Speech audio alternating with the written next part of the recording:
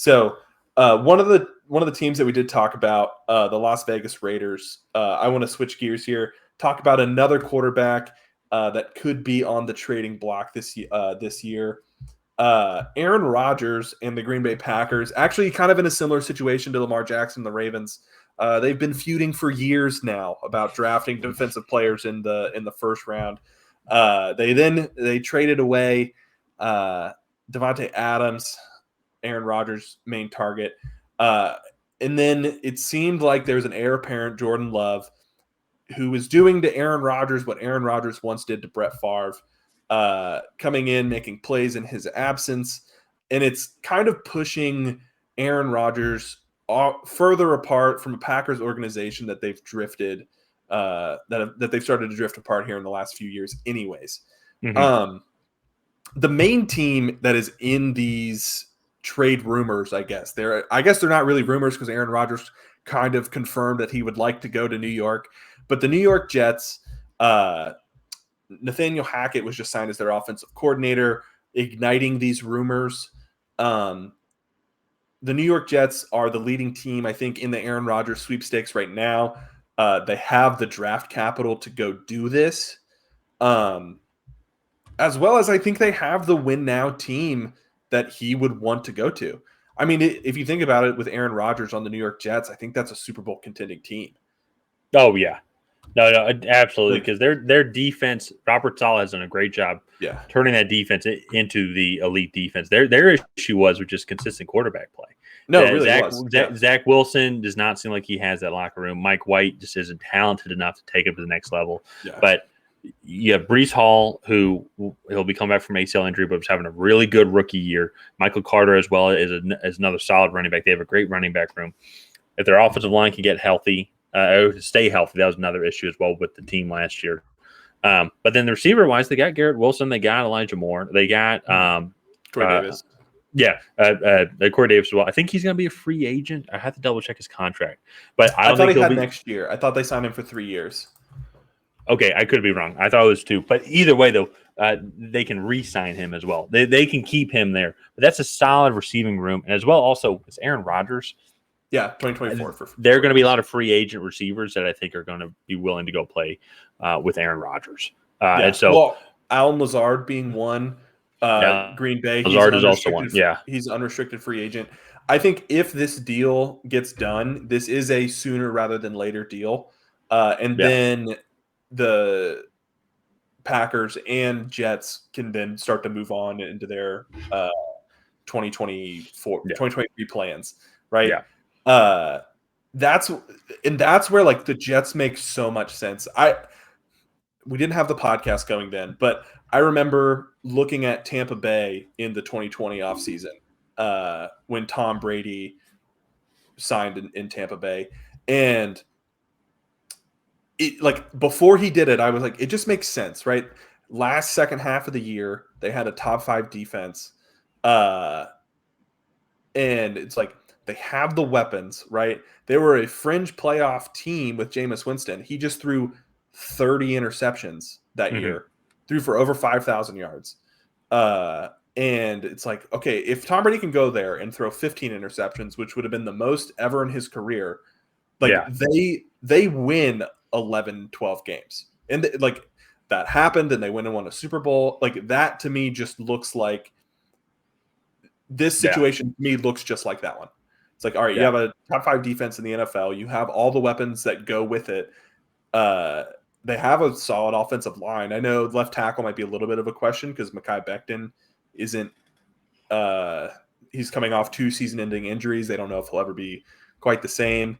So all right, maybe go get a left tackle later in the draft, or sign Orlando Brown because they'll have the cap space for it.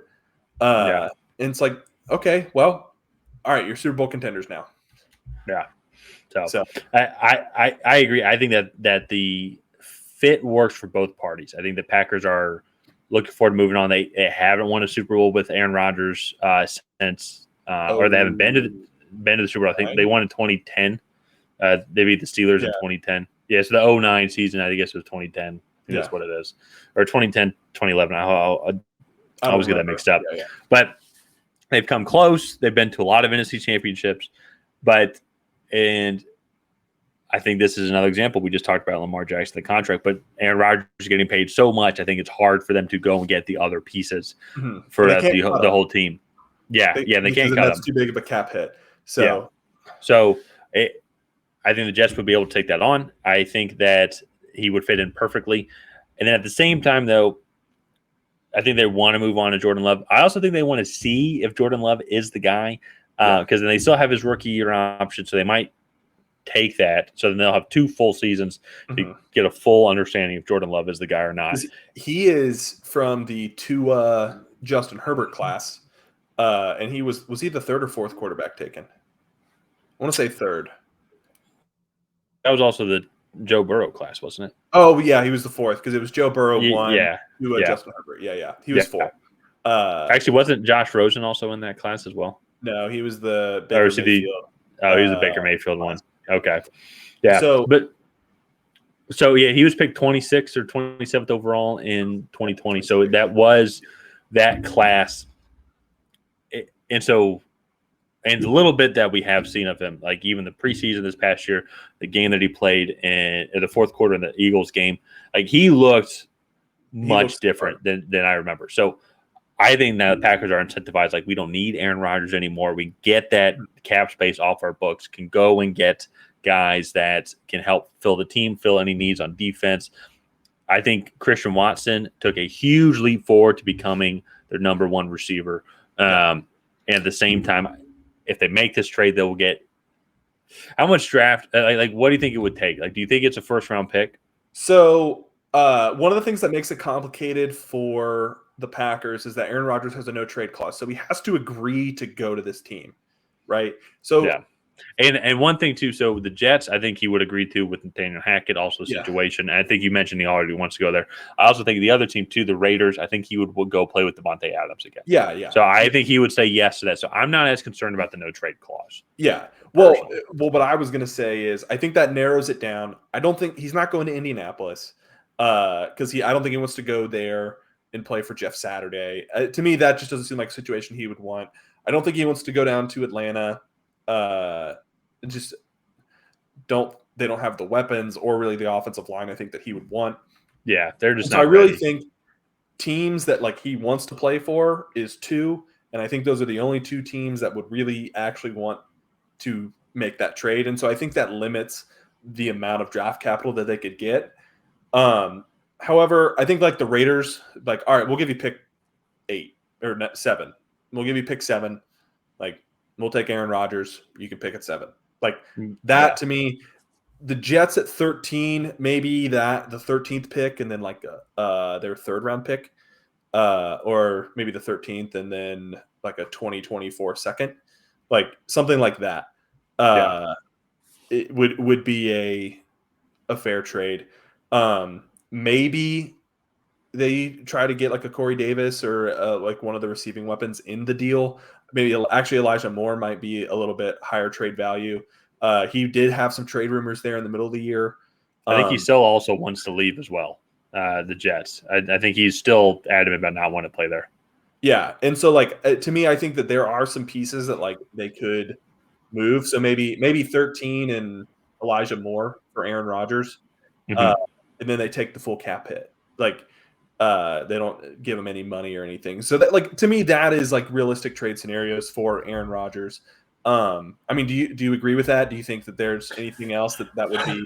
Well, because that's the thing too about hurting the return on the Packers is the cap hit. So, like, if they're wanting more draft capital, well, then they're going to take more cap hit. I would think. I think some people would give up more if it's like, hey, let's split the cap hit, or if you pay us money. But that being said, though, I think that they would still get at least a first for Aaron Rodgers. Like Aaron Rodgers, I mean, we're seeing Tom Brady play till 45. Aaron Rodgers, 39? So a little bit different style of game. I think Aaron Rodgers is a little bit shiftier. And so maybe that might affect his style of quarterback play. And he can move around a little bit better in the pocket and outside the pocket. So that might affect how long he's able to play. But you can still get several more years out of Aaron Rodgers. If he has a similar I guess if he doesn't drop off nearly as much as Tom Brady did, and Tom Brady didn't really seem like he dropped off that much No, as he got older. But but I would it's think also that two is different fair. styles. Also, a lot less injuries on Tom Brady's side. That's true. That's also very true. So, that's yeah. I think it's an interesting scenario because I think like the Lamar Jackson video that we just posted. Go ahead and watch that. I'll put it up here. But like I think both sides want to be away from each other, right? Yeah. Like I think that is like the key here. It's just a little tricky with the no trade clause, and I think that just limits the options, and I think that limits the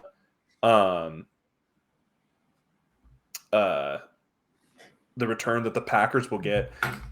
So I have it right here. In 2023, Rodgers will earn a base salary of $1.16 million. He has a signing bonus of $60,000 and a workout bonus of $50,000, but he has a cap hit of $31.6 million with a dead cap value of $99 million. So, it'll be an interesting mix because that's not too high. But you're also going to give up a first round pick for a 39-year-old quarterback that will turn 40 during the season. I think so. Well, it's the ultimate win now move. It's like we want to win right now, and it's funny too. Both teams that we're talking about are in very tough divisions. Like if he goes to the Jets, got to go up against Josh Allen and the Bills. Got to go up against the Miami Dolphins and Tua, and then you still got to go up against the Patriots. And I mean, Patriots are still tough. Like you never really know. Especially with Bill Belichick going up against them. And then the AFC West don't really need to talk too much about the AFC West and how tough the West is. So I think the Broncos are going to turn it around this year with getting Sean Payton. And there's another video we can talk about maybe on Wednesday. But I think that team is going to turn around due to his head coaching capabilities.